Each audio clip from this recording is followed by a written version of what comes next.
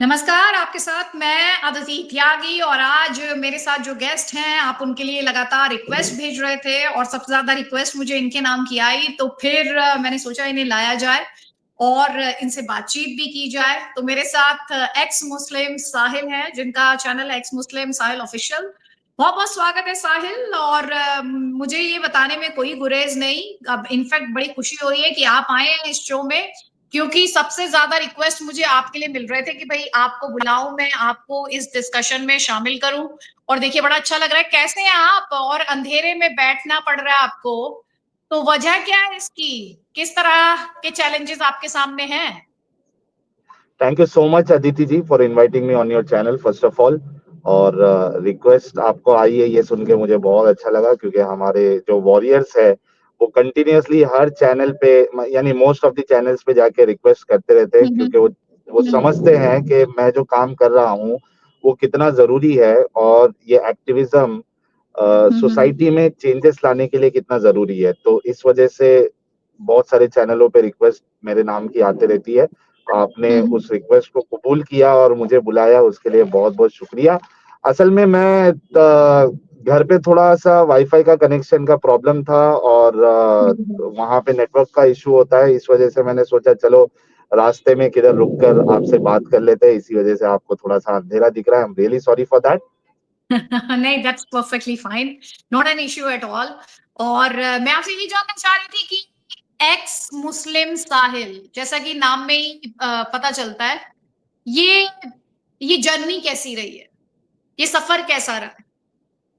जी, तकरीबन 5 साल पहले, यानी कोविड जब आया था, 4 साल पकड़ लीजिए आप।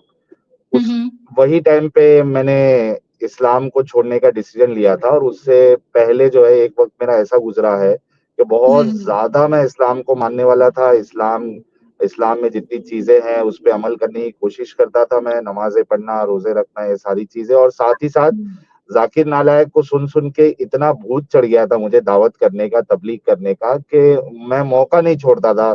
जहां मौका मिलता, चाहे वो हिंदू मुझे से इनकाउंटर होता मेरा, या क्रिश्चियन से, या कोई भी होता, हम्म। तो मेरे दिल में या मेरे जहन में एक चीज चलती होती कि यार किसी तरीके से सामने वाले को जो है वो इस्लाम की तरफ मैं बुलाऊं, तबलीग करूं, क्योंकि ये हर एक मुसलमान का फर्ज भी होता है कि वो अल्लाह के दीन को लोगों तक पहुंचाए।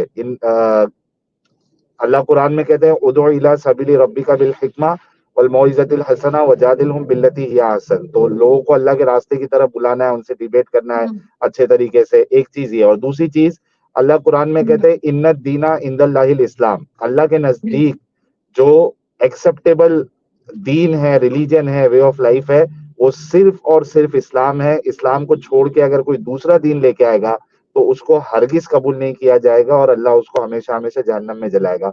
तो मैं नहीं चाहता था कि लोग जो है वो जहन्नम में जले। इस वजह से मेरी पूरी कोशिश होती थी कि हम्म। मैं लोगों को इस्लाम की दावत दूं, और इसी वजह से मैं इसमें बहुत ज्यादा इन्वॉल्व था।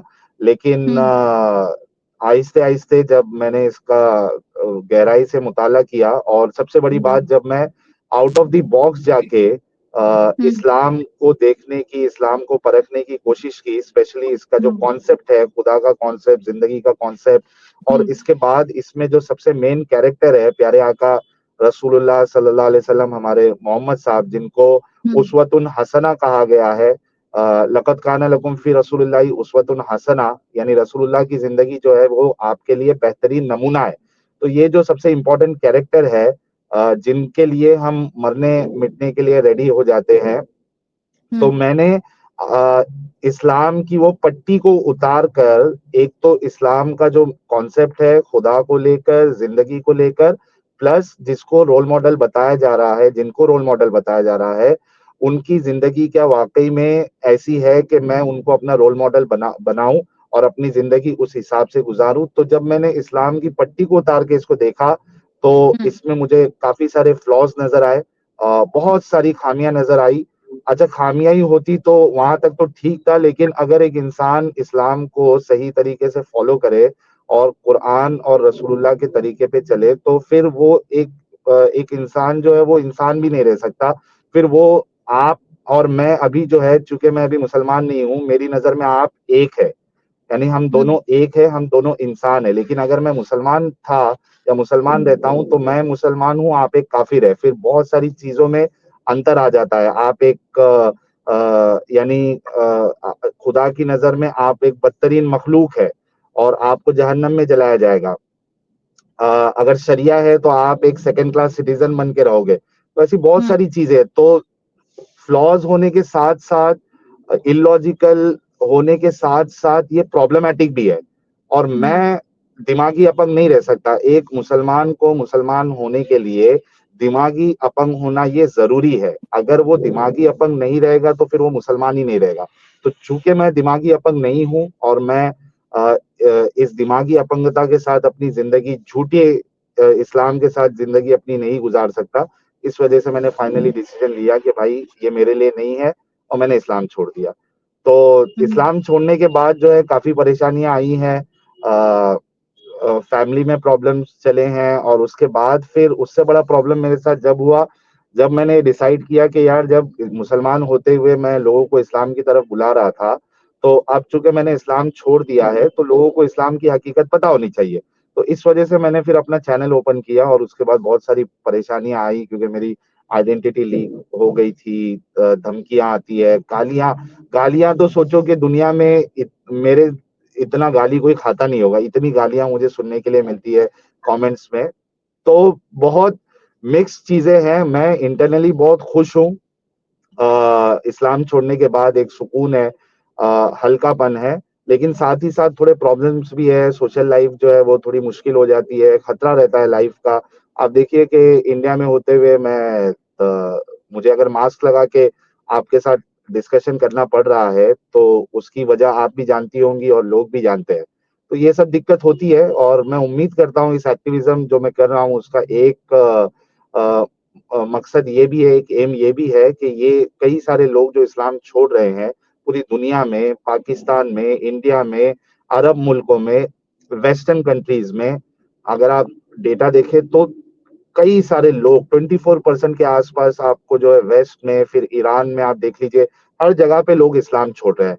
तो मैं चाहता हूं कि हमारे हिंदुस्तान में जो लोग इस्लाम छोड़ रहे हैं उनको एक प्लेटफॉर्म मिले, और दूसरा वो उनको सिक्योरिटी मिले और वो खुलकर अपनी जिंदगी जिए, क्योंकि हर इंसान को खुलकर जीने का हक है। और हमारा कॉन्स्टिट्यूशन भी इसी चीज को कहता है कि हर एक इंसान की फ्रीडम है, और वो जो नहीं मानता वो नहीं मानेगा, जो मानता है वो मानेगा। लेकिन ग्राउंड लेवल पे ऐसा होता नहीं है। अगर एक इंसान हिंदुइज्म छोड़ देता है तो वो फिर भी अपने घर वालों के साथ रह सकता है, इतना कोई प्रॉब्लम नहीं होता, सोसाइटी इतना कोई बॉयकॉट नहीं करती है। लेकिन मुसलमानों के साथ ऐसा नहीं होता। अगर कोई मुसलमान जो है वो इस्लाम छोड़ देता है तो बहुत सारे उसको परेशानियों का सामना करना पड़ता है। फैमिली बहुत से बार बॉयकॉट कर देती है, सोशल बॉयकॉट होता है, और अगर समझो खास करके इस्लाम के बारे में फिर वो अगर बोलना शुरू करे तो उसको लाइफ को भी थ्रेट हो जाता है। तो बहुत सारी चीजें जो है वो चलती रहती है। मेरी लाइफ में भी बहुत बहुत सारी चीजें चल रही है। लेकिन एक बात यह है कि मैं खुश हूँ और मैं अपनी जिंदगी जो है वो इंजॉय भी कर रहा हूँ। ठीक है, चलिए आप खुश हैं। मुझे वैसे भी लगता है कि जो रिलिजन है वो आदमी का पर्सनल एक्सपीरियंस होता है, और जैसे हम अपने इष्ट को चुनते हैं, वैसे ही हमारे इष्ट भी हमें चुनते हैं। ऐसा मेरा निजी तौर पर मानना है। तो आपका जो भी एक्सपीरियंस रहा हो, लेकिन मैं आपसे ये जानना चाह रही हूँ यहाँ पर कि आपने कहा पहले आप अलग तरह की लाइफ जीते थे। पहले आप जो लोग मुस्लिम नहीं थे उनको कन्विंस करना चाहते थे, उन्हें इस्लाम में लाना चाहते थे। मैं आज आपसे ये जानना समझना चाहती हूँ, आप कैसे करते थे ये सब? आप लोगों को कैसे जाके कन्विंस करते थे? लोगों से जाके क्या कहते थे? ये पूरा जो मॉडस ऑपरेंडी रहता है किसी का रिलीजन बदलवाने का, ये क्या था जब आप ये कर रहे थे? देखिए इसमें जो है ये अलग अलग लेवल पे होता है। एक तो पर्सनल लेवल पे होता है, जैसे मैं पर्सनल लेवल पे कर रहा था, और एक जो है वो बाकायदा ऑर्गेनाइजेशन के थ्रू होता है।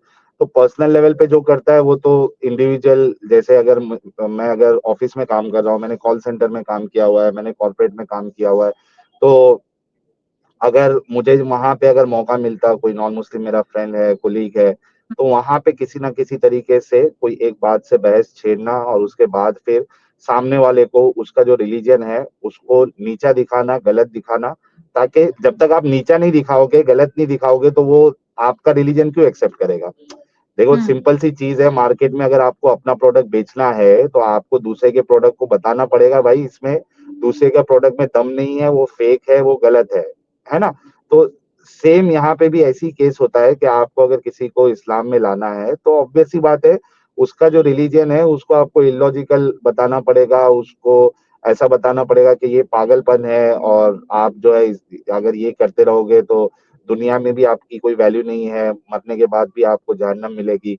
तो इस तरीके से इंडिविजुअल लेवल पे काम होता है। दावा ऑर्गेनाइजेशन जो होता है उनको तो बाकायदा फंडिंग होती है और उसमें बाकायदा जो लोग जुड़ते हैं उनको ट्रेन किया जाता है कि अगर आप एक हिंदू से बात कर रहे हैं तो उसके सामने क्या बातें रखना है, उनकी जो स्क्रिप्चर है उसमें से कौन सी वर्सेस को कोट करना है। अगर आप क्रिश्चियन से बात कर रहे हैं तो क्रिश्चियन के सामने कौन सी बाइबल की वर्सेस रखना है, क्या आर्ग्यूमेंट देना है। अगर आप एथियस्ट से बात कर रहे हैं तो उनसे कैसे बात करना है, तो ये प्रॉपरली उनको ट्रेन किया जाता है और तो फिर उस हिसाब से वो काम करते हैं, कुरान की कॉपीज उनको बांटते हैं। बाकायदा इनकी टीम होती है कि अगर कोई लड़का या लड़की या कोई आदमी या औरत अगर वो इस्लाम छोड़ देती है तो बाकायदा इनकी टीम होती है जो इनको सारी चीजों में हेल्प करते हैं, इनके डॉक्यूमेंटेशन में हेल्प करते हैं, इनको अगर शादी करनी है तो शादी का ये लोग बंदोबस्त करते हैं। आई एम सॉरी, शादी नहीं, शादी करना है शादी का बंदोबस्त करते हैं, लड़की का बंदोबस्त करके देते हैं और उसके बाद अगर जॉब वॉब नहीं है तो जॉब वॉब का भी हेल्प करते हैं ये लोग। तो ये प्रॉपर एक पूरा तरीका होता है अगर वो ऑर्गेनाइजेशन लेवल पे काम हो रहा है तो देखा जाए, आप अगर ग्राउंड रियलिटी देखा जाए तो दोनों तरीके से काम होता है। इंडिविजुअल लेवल पे भी लोग काम करते हैं, हालांकि वो आप देखिए कि एक मुसलमान जो पक्का मुसलमान है भी नहीं, यानी वो नमाज भी नहीं पढ़ता, वो रोजे भी नहीं रखता, वो शराब पीने वाला भी हो सकता है, लेकिन उसको जैसे ही मौका मिलेगा वो इस्लाम की दावत आपको देना शुरू करेगा। तो ये इंडिविजुअल लेवल पे होता है और एक होता है ऑर्गेनाइजेशन लेवल पे। ऑर्गेनाइजेशन लेवल पे जो है पूरा मामला सेट होता है, फंडिंग होती है और इस तरीके से काम होता है। जी। नहीं, मैं आपसे क्या कह रही हूँ, आपने अभी कहा कि जैसे आप कॉल सेंटर में काम करते थे, तो आप किस तरह से लोगों को कुछ एग्जाम्पल है जो आप मुझे बता सकते हैं कि किस तरह से आप लोगों को पर्सुएड करते थे और लोग आपकी बात मान लेते थे? आपने आपने कराया है लोगों का कन्वर्जन? हाँ, मैं एक बैकग्राउंड वेरिफिकेशन कंपनी में काम करता था, वहाँ पे एक सिक्योरिटी गार्ड था, उसको हम्म उसके ऊपर मैंने तबलीग की थी और वो कन्विंस भी हो गया था। तो, हम्म तो उसने इस्लाम कबूल किया था और उसके बाद ऑनलाइन जो पहले फोरम्स होते थे, याहू चैट हम्म होता था, काफी सारे फोरम्स होते थे, वहां पे मोस्टली मैं डिबेट्स और डिस्कशन किया करता था। हम्म। तो आप क्या तो मतलब मैंने आपने तरीका अभी बता दिया है, हाँ, नहीं यूजुअली तरीका क्या बता दिया है कि आपने, हाँ यही बोलते हैं जैसे आप अगर हिंदू है, ठीक है, हाँ तो अगर आप से मेरी किसी तरीके से बात हो जाती है तो मुझे मौका मिलेगा तो मैं आपको फिर बताऊंगा कि यार मेरा इस्लाम जो है वो सबसे सच्चा है, हमारा अल्लाह जो है सबसे सच्चा है, आप जो मूर्ति पूजा कर रहे हैं ये तो गलत है, मूर्ति आप खुद हाथों से बनाते हैं और उसी हम्म हाथों से उसको जाके फेंक भी देते हैं। आपका भगवान कैसा भगवान है, वो अपने बेटे का सर काट दिया और उसके बाद वो सर भी जोड़ नहीं पाया, वो अलग से जो है हाथी का सर लगा रहा है। यानी इस तरीके से आपके सामने आपको नीचा दिखाया जाएगा, आपके भगवानों को नीचा दिखाया जाएगा ताकि एक इंसान के अंदर ये फीलिंग आए कि हाँ यार ये बात तो सही कर रहा है, इसको हम भगवान कैसे माने, और तुम्हारे जो है वो इतने सारे भगवान है, वो तो आपस में लड़ाई करते होंगे या लड़ाई कर रहे हैं। इस तरीके से आप लोगों का जो है वो ब्रेन वॉशिंग, यानी नॉन मोमिन का ब्रेन वॉशिंग किया जाता है कि आपके रिलीजन को, आपकी आइडियोलॉजी को बिल्कुल एकदम गलत साबित करना, उसको ऐसा दिखाना है कि यार क्या गंदगी को मैं मान रहा हूँ। तो इस तरीके से काम होता है। फिर रसूलुल्लाह के बारे में झूठे झूठे किस्से बताना, जैसे एक किस्सा बहुत मशहूर है रसूलुल्लाह के बारे में कि एक, शायद आपने भी सुना होगा, एक बुढ़िया थी, कूड़ा फेंका करती थी रसूलुल्लाह के ऊपर। तो एक बार जो है वो रसूलुल्लाह वहां से जा रहे थे, उस बुढ़िया ने कूड़ा नहीं फेंका, तो रसूलुल्लाह परेशान हो गए कि यार आज ये मेरे ऊपर कूड़ा क्यों नहीं फेंक रही है। तो रसूलुल्लाह ने जब पता किया तो पता चला कि वो बीमार है, तो रसूलुल्लाह उसकी तीमारदारी के लिए गए, उसका हालचाल पूछने के लिए गए। तो इस तरीके से शो किया जाता है यार देखो हमारे रसूल जो है कितने रहम करने वाले हैं, कितना इनके दिल में लोगों के लिए कितनी मोहब्बत है, प्रेम है। तो इस तरीके से, हालांकि मैंने चैलेंज दिया हुआ है कि ये किस्सा कोई अगर मुझे कुरान से, ऑथेंटिक हदीस से अगर आप ये बता दें, मैं उसको 5 लाख रुपए इनाम दूंगा, लेकिन आज तक किसी ने बताया नहीं। तो ये झूठे किस्से, झूठे कहानी और आप लोगों की आइडियोलॉजी को नीचे दिखाना, इस तरीके से किया जाता है कन्वर्जन। तो यूजुअली कन्वर्जन में टाइम कितना लगता है? मतलब क्या कोई गोल सेट करता है आदमी कि भाई हम इतने दिन में इतने लोगों का कन्वर्जन कराएंगे? और नहीं, चलिए थोड़ी देर। हाँ, इंडिविजुअल बोलिए। लेवल पे तो ऐसा नहीं होता है, एक पर्सनल इंडिविजुअल लेवल पे तो ऐसा नहीं होता है, क्योंकि वो एक आपका पर्सनल पैशन होता है, क्योंकि ये अल्लाह ने आपको जिम्मेदारी दी हुई है। तो आप सोचते हो कि यार मेरे तरफ से अगर कोई इस्लाम कबूल कर लेगा तो मेरी तो जन्नत की टिकट कंफर्म हो गई, वहां पे मुझे हम्म। हूरें भी मिलेंगी, तो मैं हम्म। इतनी बड़ी अपॉर्चुनिटी मैं क्यों छोड़ू। तो इंडिविजुअल लेवल पे ऐसा कोई टारगेट नहीं होता है। ऑर्गेनाइजेशन लेवल पे होता होगा वो एक अलग बात है, लेकिन इंडिविजुअल लेवल पे नहीं होता। लेकिन हाँ, चाहत तो यही होती है कि मैक्सिमम मेरे से जितने लोग मुसलमान हो सकते हैं, मुझे उनको मुसलमान करना है। और उसमें भी क्या कोई खास समुदाय के लोग होते हैं जो निशाने पे होते हैं, एथिस्ट होते हैं जो निशाने पे होते हैं? किसको किसको सबसे ज्यादा टारगेट किया जाता है? देखिए, एथियस्ट जो है ये इनके बस की बात नहीं है। एथियस्ट इनके झांसे में आते नहीं है। ये एथियस्ट लोगों से ये जो है ना दुम दबा के भागते हैं, क्योंकि एथियस्ट इनको पीट देगा। तो मोस्टली इनका जो टारगेट होता है वो रिलीजन को मानने वाले ही होते हैं, और चूंकि हमारे समाज में मोस्टली आपको हिंदू ही मिलेंगे, तो मेन हम्म। टारगेट हिंदू ही होता है। अगर क्रिश्चियन मिल गया तो क्रिश्चियन भी टारगेट ही है, समझ लो। तो क्रिश्चियन के लिए उनके पास एक वो होता है कि भाई यानी क्रिश्चियनिटी जो है उसमें जो क्रिश्चियनिटी के जो खुदा है, भगवान फादर है, फिर जीसस है। तो जरूर। Christian, as per Christian faith, Jesus जो है ही is the son of God, और मुसलमानों के नजदीक जीसस इज द प्रॉफिट। तो हम्म। उनको फिर ये उस तरीके से घुमाते हैं, यार जीसस ने तो बाइबल में खुद कहा है कि वो खुदा नहीं है, उनसे ये नहीं होता। My father is greater than I of my own self can do nothing, as I hear I जज, and my judgement is just, as I seek it not my will but the will of my father. तो वहां पे वो लोग अलग game खेलते हैं। तो ये हर किसी को इंसान के हिसाब से, आइडियोलॉजी के हिसाब से इनका तरीका, इनका आर्ग्यूमेंट भी चेंज होते रहता है। जी, अच्छा, तो हर किसी के लिए अलग अलग स्ट्रेटेजी रहती है अलग कि अलग कैसे तरीके। कन्विंस करना है, कैसे पर्सुएड करना है। हम्म। एग्जैक्टली। आप कोई जी, ऐसा एक्सपीरियंस है जो आप शेयर करना चाहो, स्पेशली जो आपने देखा, नोटिस किया, जिसमें जैसे आपने सिक्योरिटी गार्ड का जिक्र किया था, आपने फिर कभी उससे दोबारा बात की? वो बहुत पहले की बात है। मैं शायद 2011 नहीं, 2013 में कुछ मैं वो जॉब पे लगा था। तो काफी हम्म। टाइम हो गया है। उसके बाद देखिए, अब नंबर्स भी चेंज हो जाते हैं, और उसके बाद लोगों से कनेक्शन भी छूट जाते हैं, तो उसके बाद मेरी बात नहीं हुई। लेकिन हाँ, अभी हम्म। जब मैं एक्टिविज्म करता हूँ तो बहुत सारे लोग मुझे ऐसे मिलते हैं जो कन्वर्ट हो चुके थे, लेकिन हमारी हम्म। बातें सुन के, इस्लाम की हकीकत जान के, वो लोगों ने फिर हम्म। से इस्लाम छोड़ा, and they are very happy. और मेरे चैनल पे आपको पूरा, यानी इतने सारे लोगों के टेस्टिमनी मिलेंगे कि हमने इस्लाम आपको सुन के छोड़ा, हमने आपकी बातें सुनी, हमने क्रॉस वेरीफाई किया, हम्म। हाँ, और हम इस चीज को छोड़ते हैं। हम्म। हम्म। एक लड़की का एग्जांपल देता हूं मैं आपको कि एक हम्म। लड़की थी। आ, हम्म। मैं उसका रिलीजन भी नहीं बताऊंगा, क्योंकि मैं नहीं चाहता हूं कि उसकी आइडेंटिटी जो है किसी तरीके से किसी को पता चले। तो वो एक लड़की थी, उसको अपने रिलीजन को लेके थोड़े बहुत डाउट्स थे। तो हम्म। उसने इंटरनेट पे कुछ सर्च वर्च किया, वहां पे उसको कुछ वीडियोस मिले जाकिर नायक और बाकी इस्लामिक स्पीकर्स के, तो उसको उसने सुना, तो वो हम्म। कन्विंस हो गई। फिर कोई दावा ऑर्गेनाइजेशन के साथ जुड़ी वो, और उसके हम्म। बाद उसने इस्लाम कबूल कर लिया। माँ बाप जो है वो नॉन मुस्लिम, इसने इस्लाम कबूल कर लिया, इसने इस्लाम कबूल किया, साथ में इसके भाई ने भी इस्लाम कबूल कर लिया। हम्म। हम्म। अब दोनों इस्लाम को फॉलो कर रहे हैं। माँ बाप ने उनको ना घर से निकाला, ना उनको बेदखल किया, वही घर में रह के इस्लाम को फॉलो कर रहे थे। बाकायदा दावा ऑर्गेनाइजेशन को डोनेशंस भी दे रहे थे, वो लोग पैसे वाले थे अच्छे। तो ये सारा काम चल ही रहा था, प्रॉपरली एकदम इस्लाम को फॉलो कर रहे थे। उसके बाद वो एक बार जो है यूट्यूब पे कुछ सर्च कर रही थी, उसको मेरा वीडियो मिल गया, वो लड़की को।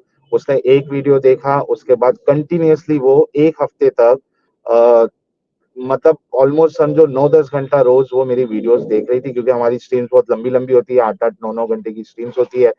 तो अच्छा। देख रही थी, उसको चीजें समझ में आई और उसके बाद उसने मुझे कांटेक्ट किया और बोला कि यार इतना गलत डिसीजन मैंने ले लिया था अपनी लाइफ का, और इतना उसने मुझे थैंक यू बोला कि आपकी वजह से मुझे समझ में आया कि मैंने कितना बड़ा गलत डिसीजन लिया था, गलत फैसला लिया था, और आपके वजह से एक हफ्ता आपको सुनने के बाद मुझे पूरा खेल समझ में आ गया और मैंने इस्लाम छोड़ दिया।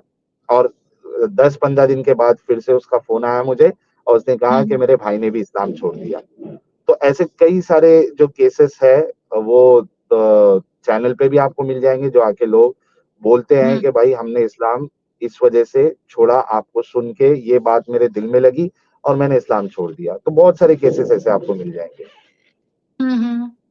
तो अभी जब आप ये देखते हो इंडिया में ये जो डिबेट छिड़ी रहती है हिंदू और मुस्लिम्स के को लेके ये एक नैरेटिव गढ़ा जाता है कि भारत में आजकल बड़ा हिंदू मुसलमान हो रहा है।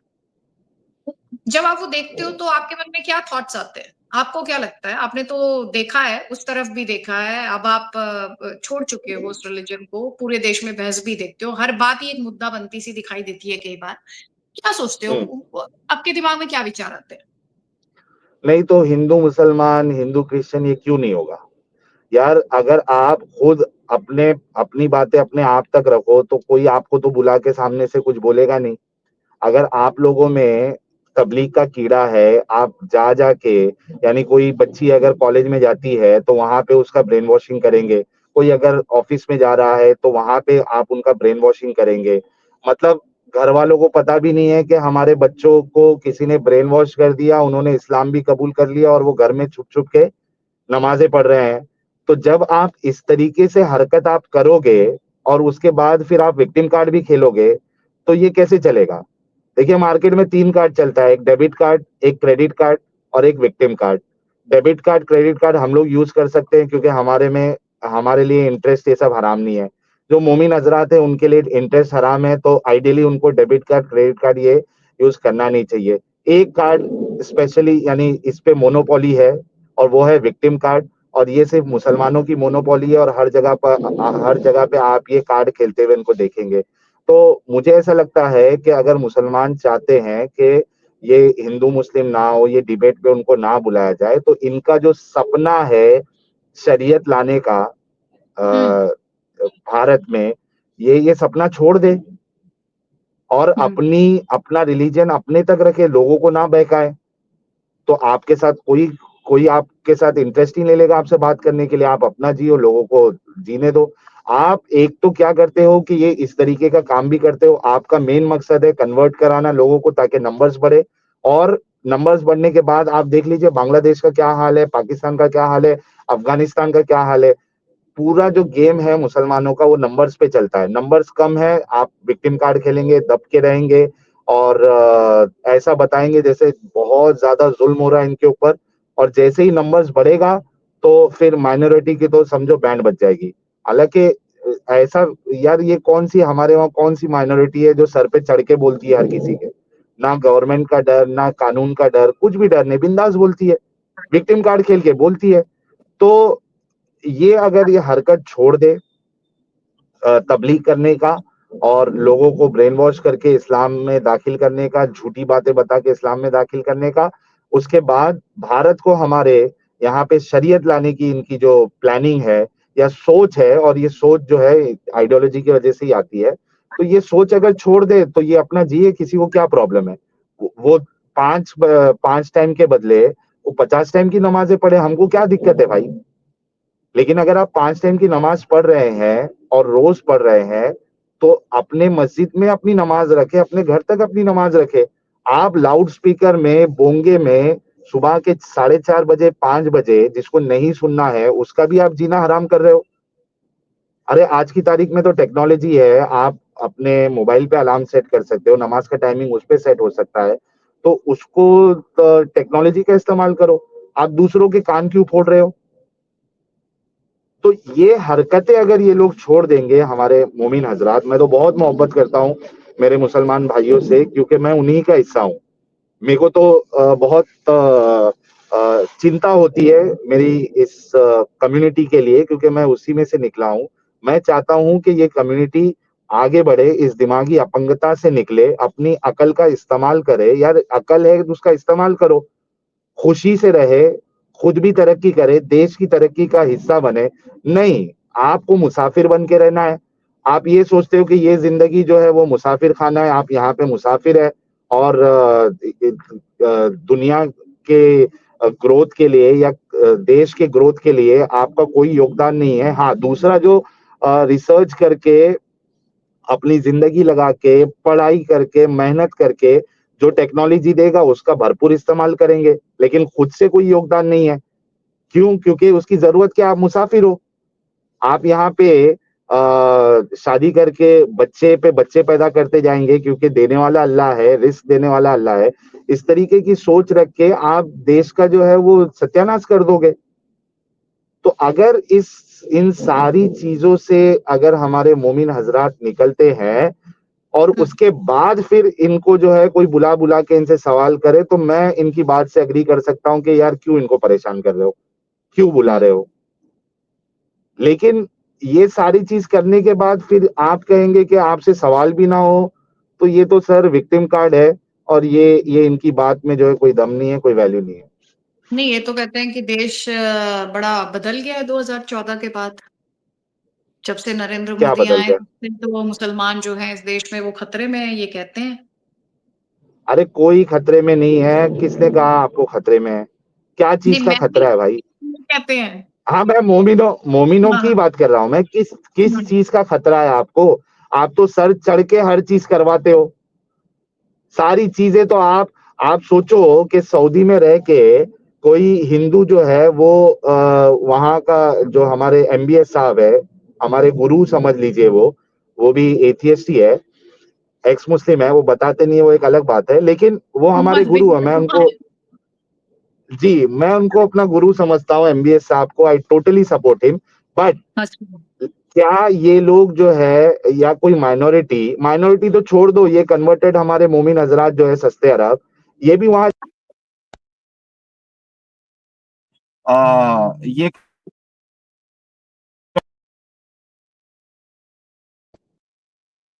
तो कोई सवाल साहिल, आपकी ना आवाज तो क्लियरली नहीं आ रही है। क्लियरली नहीं आ रही है? अब आ रही है, अब क्लियरली आ रही है। आ रही है ना? हाँ, वो कॉल जी, आ गया था एक। तो जी, जी। हाँ, इनकी जरूरत या कोई माइनॉरिटी की जरूरत है कि वो अरब मुल्कों में कोई आवाज उठा सके। अरे यहाँ पे तो तुम बिंदास बोलते हो यार, गवर्नमेंट के खिलाफ बोलते हो, मोदी जी के खिलाफ बोलते हो, योगी जी के खिलाफ बोलते हो, फिर डर किस बात का? कौन से खतरे में हो यार? तो ये एक नरेटिव चलाया जाता है अदिति जी, इससे बढ़ के कोई बात नहीं है। ये एक फेक नरेटिव इनका चलाया जाता है कि मुसलमान खतरे में है, उनपे जुल्म हो रहा है। हम्म। कोई जुल्म नहीं हो रहा है, सब मजे से है। अगर ये पीछे है तो ये खुद इसके जिम्मेदार है। आगे हम्म। बढ़ने के लिए आपको पढ़ाई लिखाई करना पड़ेगा, आपको बाकी लोगों की तरह आगे बढ़ना पड़ेगा। ये चाहते हैं कि 1400 साल पीछे जाए, तो हम्म। जब तुम्हारी खुद की सोच है 1400 साल पीछे जाने की, तो तुम आगे कैसे बढ़ोगे? वक्त के साथ आपको अपग्रेड करना पड़ता है अपने आप को, सोसाइटी अपग्रेड होती है।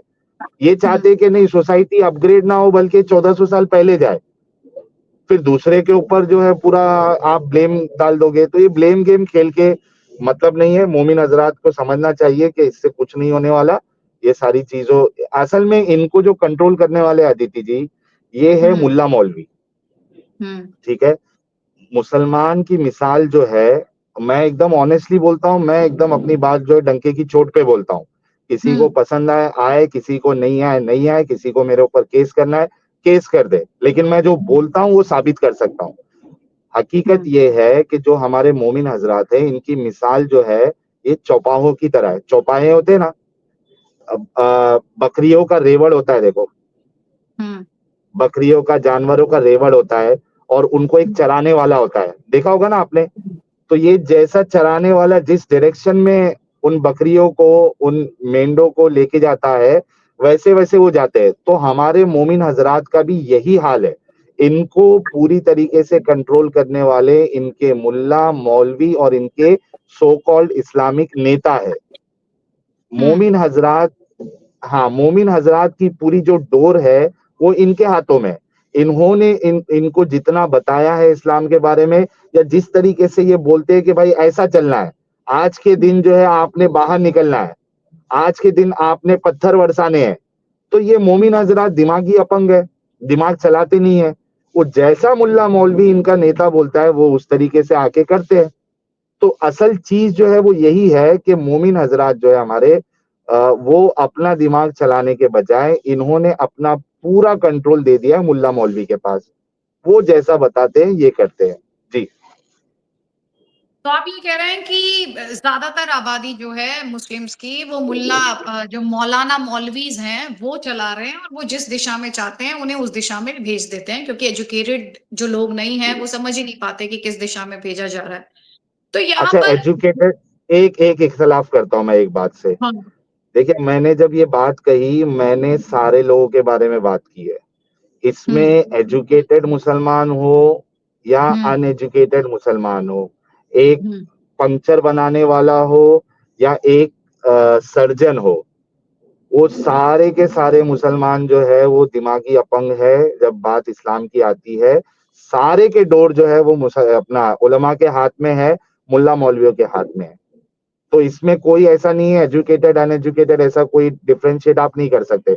हाँ, कुछ कुछ लोग जो है एक्सेप्शन में आप ले सकते हैं, अब वो उसमें अनएजुकेटेड भी हो सकते हैं, एजुकेटेड भी हो सकते हैं, लेकिन आप ये कहोगे कि नहीं एजुकेटेड लोग इनकी चक्कर में नहीं आते, तो ये बात आपकी गलत है। एजुकेटेड लोग की डोर भी मुल्ला मौलवियों के हाथ में ही है। तो ये पूरा एक्सेस, पूरा कंट्रोल मुल्ला मौलवियों के हाथ में। जी। चलिए ठीक है, ये आपकी राय, ये मैं बार बार क्लियर करूंगी यहाँ पे, क्योंकि जो भी मैं बोल रहा हूँ, हम्म जो भी मैं बोल रहा हूँ मैं क्लियर कर देता हूँ, ये मैं अपनी बात बोल रहा हूँ। अदिति जी मेरे से एग्री करे नहीं एग्री करे, ये उनका वो है, लुकआउट है। मैं अपनी बात कह रहा हूँ, मेरा एक्सपीरियंस, मैं इसमें से निकला हूँ, मेरा एक्सपीरियंस, मेरी जो ग्राउंड रियलिटी है, मैं वो बता रहा हूँ। हाँ ठीक है।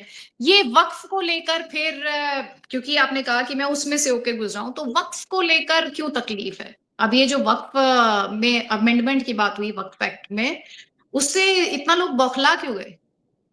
उसमें क्या दिक्कत है? देखिए, उसमें क्या परेशानी है? देखिए बुनियादी बात ये है कि इंडिया जो है, हम्म भारत हमारा, इस्लाम हम्म कभी भारत का रिलीजन रहा ही नहीं है। आइडियोलॉजी भारत की रही नहीं है इस्लाम। भारत में इस्लाम था ही नहीं। ये तो बाहर के लोग आए और यहाँ पे उन्होंने उपद्रव मचाया, लूटमार की, डर के मारे लोग कन्वर्ट हुए। ये इस तरीके से यहाँ पे इस्लाम फैला हुआ है। अगर हमारे जितने मोमिन हजरात है, ये अगर अपना डीएनए चेक करे या अपनी जो वो पीढ़ी होती है ना, वो चेक करे, तो कोई एक स्टेज के बाद इनको मिलेगा कि इनके जो दादा परदादा या उनके जो दादा है, वो कहीं ना कहीं आपको भारत का की जो संस्कृति थी वो मानने वाले मिलेंगे आपको। तो बुनियादी बात तो ये है कि इनका ये है नहीं। ये लैंड कहाँ से इनका हो गया भाई? अरे, इनके जो ये लूटमार लुटेरे थे, महमूद गजनवी, औरंगजेब और इस तरीके के जो लुटेरे थे, वो जब भारत में आए, उन्होंने सारी जगह को कब्जा किया है। ये इनका लैंड कब से हो गया? अरे तुम्हारा था ही नहीं लैंड, ये इन लुटेरों ने कब्जा किया है, और उसके लिए तुम इतना हुड़दम मचा रहे हो। तो ये लैंड इनका है ही नहीं। ये इनके जो लुटेरे आए थे, उन्होंने सारी चीजें कब्जा की है, मंदिरों को तोड़ा बाकायदा। इनके जो हिस्टोरियंस है, इब्ने कसीर आप ले लीजिए और बाकी हिस्टोरियंस, बल्कि ये जो औरंगजेब और ये सारे जो जितने आए थे इधर लूटमार करने के लिए, इनके हम्म दरबार में से लोगों ने जो किताबें लिखी है, उसमें उन्होंने लिखा है कि इन्होंने क्या क्या लूटमार की थी। तो आप नॉन मुस्लिम का अकाउंट तो छोड़ दीजिए, इनके खुद के लोगों ने लिखा हुआ है कि इन्होंने कितना जुल्म किया है लोगों के ऊपर, किस तरीके से चीजों को हड़पा है इन्होंने।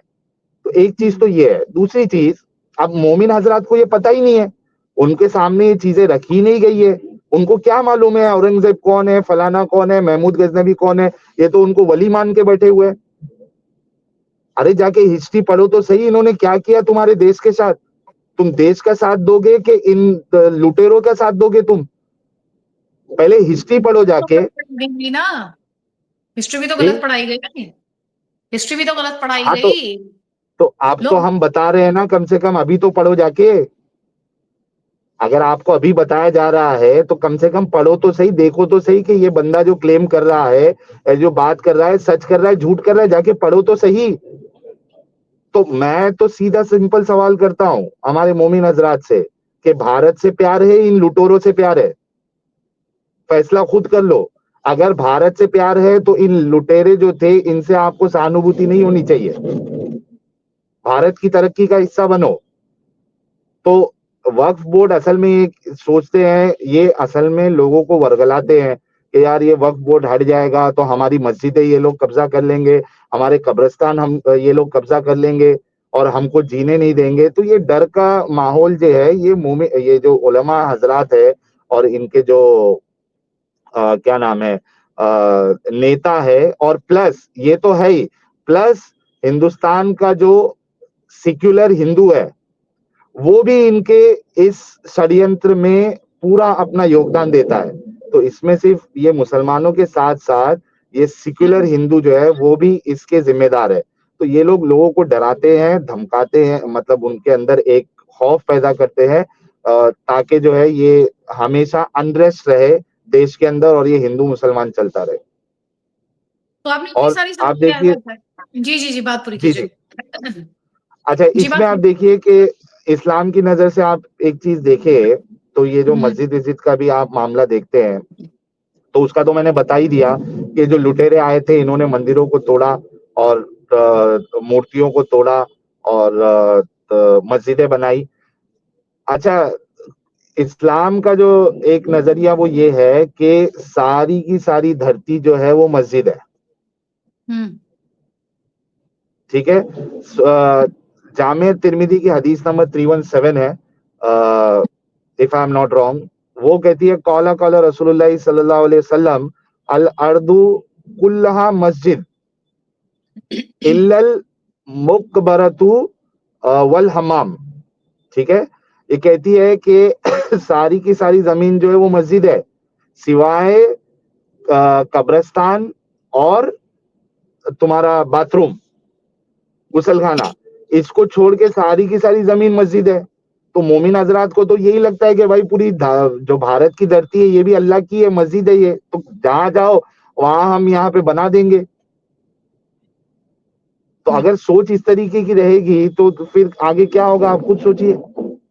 हम्म। आप मदरसा पढ़े? नहीं, मैं चूंकि मुंबई में पला बड़ा हूँ और मैंने बाकायदा इंग्लिश स्कूल में पढ़ाई की है, अच्छा। तो मुझे हाँ मदरसे जाने का कभी मौका नहीं मिला और आई एम हैप्पी कि मदरसा नहीं गया। वरना वरना जो है वो मदरसे में अगर मैं पढ़ाई करता तो मेरे साथ भी बहुत कुछ हो जाता। आपको तो पता ही है कि मदरसों का हाल क्या है, आए दिन केसेस आते रहते हैं मदरसे के। तो मैंने मदरसे में पढ़ाई नहीं की है। हाँ, मैंने अरबी सीखी, यानी उसको जिस तरीके से पढ़ा जाता है कुरान को, वो मैंने पहले घर पे सीखा और फिर उसके बाद किसी उस्ताद के पास जाके भी उसको सीखा है। लेकिन मेरा हम्म। बहुत वक्त मस्जिद में गया हुआ है। यानी आप सोच हम्म लो अगर ये मैं कह रहा हूँ तो कितना ज्यादा मैं इस चीज को फॉलो करता था। बहुत वक्त मस्जिद में गया है मेरा लाइफ का। हम्म हम्म। तो ये बताइए, जितनी प्रॉब्लम्स आपने गिनवाई, सारी प्रॉब्लम्स, इनका सोल्यूशन हम्म, यूसीसी है ना? अगर यूसीसी आता है तो रिफॉर्म्स आएंगे। बिल्कुल यूसीसी आना चाहिए भाई। हर किसी के लिए अलग अलग कानून क्यों होना चाहिए? हर भारतीय एक है, हर किसी के लिए एक कानून होना चाहिए, चाहे वो क्रिमिनल लॉ हो चाहे वो सिविल लॉ हो। तो हम्म मेरे हिसाब से बिल्कुल यूसीसी आना चाहिए और हर हम्म किसी के लिए एक ही कानून रहना चाहिए। हम्म। ये और है आप देखिए ना कि ओपिनियन, बात पूरी करिए। अच्छा, इसमें भी एक मतलब डबल स्टैंडर्ड आप देखिए कि हम्म इनको सिविल कोड जो है, हम्म। यानी क्रिमिनल जो ये होता है, क्रिमिनल लॉ जो होता है उसमें इनको शरिया नहीं चाहिए, इनको सिविल मैटर में पनिशमेंट शरिया चाहिए। में नहीं चाहिए। हाँ मालूम है ना, क्योंकि अगर क्रिमिनल लॉ में भी अगर शरिया को दाखिल कर दे तो ये कई सारे लोग जो है वो आपको हाथ कटे हुए मिलेंगे। चोरी चकारी में कौन ज्यादा आपको, क्राइम में कौन नजर आएगा, कौन नजर आता है? तो इनको मालूम है कि इस तरीके से अगर क्रिमिनल लॉ में भी अगर शरिया लेके आएंगे तो इन्हीं के लोग जो है ज्यादातर हाथ कटे हुए नजर आएंगे। तो वहां पे नहीं चाहिए इनको, सिविल में चाहिए जहां पे मर्दों के फायदे है, 4 शादी है, तलाक 3 तलाक है और इनहेरिटेंस का मामला है, लड़कियों की जायदाद में जो है वो लड़कियों के निस्बत आधी आधा हिस्सा है, ये सब मर्दों वाले जहां जहां फायदे हैं सिविल में वो उनको चाहिए, क्रिमिनल वाले उसमें नहीं चाहिए। तो ये इनका एक तो डबल स्टैंडर्ड है। लेकिन चाहे वो क्रिमिनल हो चाहे वो सिविल हो, यूसीसी आना चाहिए। हर नागरिक के लिए, हर भारतीय नागरिक के लिए एक ही कानून होना चाहिए, वरना ये नाइंसाफी है लोगों के साथ। अच्छा साहिल, मैं आपसे पूछूं कि रिफॉर्म्स कैसे आएंगे? जब मुस्लिम समाज की बात की जाती है तो उसमें रिफॉर्म्स कैसे आएंगे, तो आप क्या बताएंगे मुझे, अगर मैं आपसे कहूँ तो? क्योंकि आपने वो की है, तो कैसे आ सकते हैं रिफॉर्म्स? देखिए, अगर मुस्लिम की आप बात करते हैं, दो चीज है, एक है हम्म। इस्लाम और एक हम्म। मुस्लिम। इस्लाम में रिफॉर्मेशन का कोई पॉसिबिलिटी नहीं है। इस्लाम जैसा है वैसे ही हम्म। रहेगा, उसमें आप चेंजेस नहीं कर सकते, क्योंकि इस्लाम के बारे में ये इनकी मान्यता है कि इन हम्म। ये जो पूरा कानून है, शरिया लॉ है, ये खुदा की तरफ से, ये अल्लाह की तरफ से। तो अल्लाह का लॉ जो है वो इंसान चेंज नहीं कर सकता। ठीक है, हम्म। जो जो बताया गया है चुपचाप आपको फॉलो करना है। आपके जहन में, आपके अकल में वो बात बैठती है, नहीं बैठती है, इररिस्पेक्टिव ऑफ दैट आपने उसको फॉलो करना है और सही भी समझना है, गलत भी नहीं हम्म। समझ सकते आप। हम्म। तो हम्म। इस्लाम में तो रिफॉर्मेशन की पॉसिबिलिटी है ही नहीं। ठीक है। मुसलमान, अगर आप चाहते हैं कि मुसलमान रिफॉर्म हो तो मुसलमानों को इस्लाम से दूरी इख्तियार करनी पड़ेगी, तब जाके मुसलमान हम्म। रिफॉर्म हो सकते हैं, वरना कोई पॉसिबिलिटी नहीं। मुसलमानों को अपनी अकल का इस्तेमाल करना पड़ेगा, तब जाके रिफॉर्मेशन आ सकता है। मुसलमानों को इस्लाम से दूरी बनानी पड़ेगी, तब जाके रिफॉर्मेशन आ सकता है।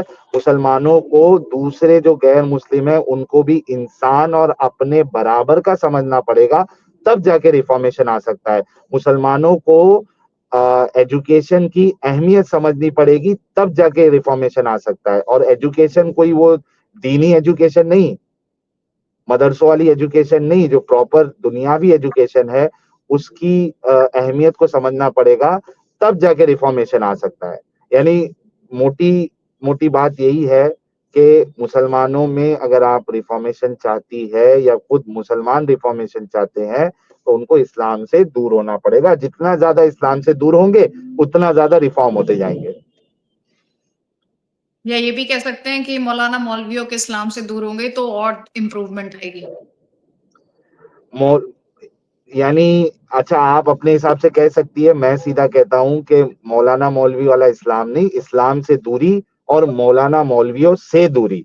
अपनी जो डोर है वो मुल्ला मौलवियों के पास से उसको निकाल लीजिए, ताकि आपके अंदर रिफॉर्मेशन आए, आपकी अकल चलना स्टार्ट कर दे, हो जाए। चलिए ठीक है। Thank you very much. बार बार इस बात को दोहराते हुए कि ये साहिल की राय है, साहिल इसी बातों के अपनी स्ट्रॉन्ग ओपिनियन के लिए जाने जाते हैं। बहुत बहुत शुक्रिया साहिल कि आपने इतना वक्त निकाला और मैंने आपसे जी। अच्छा, थैंक यू सो मच, मुझे आपने अपनी बात रखने का मौका दिया। और मैं भी फिर से बोल देता हूँ कि जो कुछ मैंने कहा ये मेरी खुद की राय है। प्लस एक चीज और मैं कहना चाहता हूँ कि हाँ। मुझे मुसलमानों से बहुत मोहब्बत है। हम्म। मुसलमान मुझे अपना दुश्मन मानते वो माने, मुझे हम्म। मुसलमानों से बहुत ज्यादा मोहब्बत है। मैं अगर किसी मुसलमान को देख लेता हूँ मेरा दिल खुश हो जाता है, क्योंकि मुझे अभी ऐसी जगह रहना पड़ता है जहाँ मुसलमान नहीं है। अगर मुसलमानों के बीच में रहूंगा तो मैं इंटरव्यू भी आपको नहीं दे पाऊंगा, हॉस्पिटल में मिलूंगा या फिर वो मेरा क्या कहते हैं, आप लोगों को ही जाके आरती मेरी करना पड़ेगा। तो लेकिन मुझे अगर कहीं दिख जाते हैं तो मेरे को बहुत खुशी होती है, क्योंकि मुझे मुसलमानों से मोहब्बत है। वो मुझे अपना दुश्मन समझते हैं, कोई प्रॉब्लम नहीं। और मैं मोहब्बत इस वजह से करता हूँ क्योंकि मैं समझता हूँ कि मुसलमान जो है वो इस्लाम के सबसे पहले विक्टिम है। उनको पता नहीं है, उनका ब्रेन वॉशिंग की गई है, उनकी ब्रेन कंडीशनिंग की गई है, इस वजह से वो ऐसे है। अगर उनको चीजें बताई जाए और वो अकल का इस्तेमाल करे तो हम सब बराबर हो जाएंगे। फिर क्या मुसलमान, क्या हिंदू, क्या अदिति, क्या साहिल और क्या कोई और, सब एक हो जाएंगे। जी थैंक यू सो मच साहिल, अपनी बात रखने के लिए। और क्योंकि इतनी सारी रिक्वेस्ट आई थी तो मैंने रीच आउट किया, आपने टाइम दिया, उसके लिए थैंक यू सो मच। आप ध्यान रखें अपना। अभी आपने अर्थी शब्द का जिक्र किया, अभी आपको लंबी आयु मिले, मेरी तो परमात्मा से यही प्रार्थना रहेगी। आप खूब जिए, खुलकर जिए, खुश रहें, स्वस्थ रहें। नमस्कार। Thank you so much. जय हिंद, जय नमस्कार। भारत।